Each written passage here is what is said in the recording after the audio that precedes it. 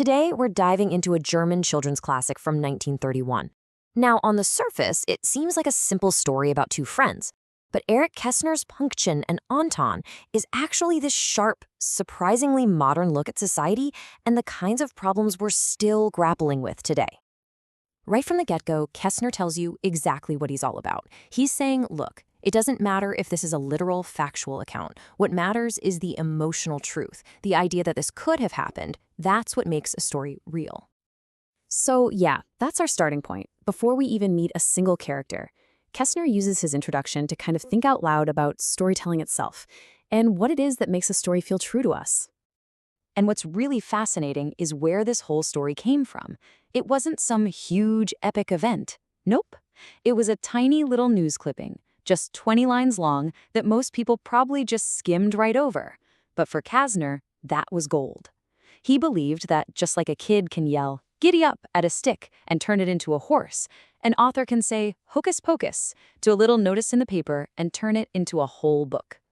So who did that little spark of imagination bring to life? Well, let's meet them. Pünktchen and Anton, two kids from completely opposite ends of the social ladder. And I mean, the contrast here could not be more stark.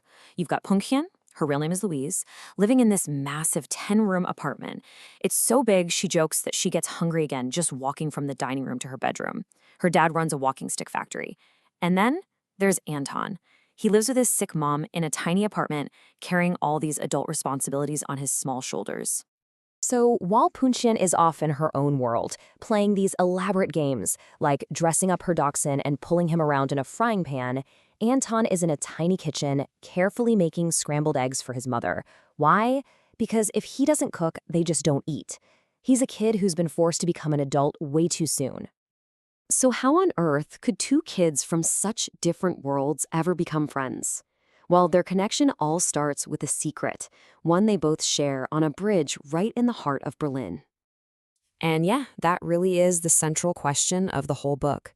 What could possibly be the common ground between Pünktchen Page, the girl with everything, and Anton Gast, the boy with nothing? Okay, so here's the first part of the secret. Pünktchen's governess, this kind of strange woman named Fräulein Andacht, she's in love with a real shady character. And to get money for him, she dresses Pünktchen up in rags and makes her pretend to be the daughter of a blind beggar, selling matches on the bridge. For Pünktchen, it's partly a game, a bit of an adventure. But on that very same bridge, Anton is also out there selling things. Only for him, it is absolutely not a game. It's desperation. He's there every single night trying to earn real money for rent and for food for his sick mother. So you see the difference. Pünktchen is playing at being poor. Anton is living the grim reality of it. Now, this is where Kästner does something really unique in this book. He keeps hitting the pause button on the story to talk directly to his young readers about all the heavy stuff he's exploring. He calls these sections Nachdenkereien, which basically means reflections. He even tells the kids in the intro that these parts are going to be in italics, and hey, if they find them a little too tricky, they can just skip them. But of course, this is where you find the real moral heart of the book, where he talks about things like duty, courage, and poverty. In his sixth reflection, Kästner brings up this infamous quote, you know the one, usually pinned on Marie Antoinette. He uses it to perfectly make his point that the wealthy are often so totally oblivious to the struggles of the poor, they can't even wrap their heads around a world where if there's no bread, there's no cake alternative. There's just nothing. So why are we still talking about a children's book written way back in 1931? Well, pretty simply because the issues Kästner was raising are, unfortunately, just as real for us today. See, this isn't just a story about a rich girl and a poor boy. It's a really sharp critique of social class and the ignorance that keeps those classes apart. It's also a big look at parental neglect. I mean, Pünktchen's parents are always out at parties or the opera, leaving her to be raised by staff. But at its heart, it's also this powerful story about how resilient kids can be, what true friendship across those divides really means, in a passionate, powerful argument for simple empathy.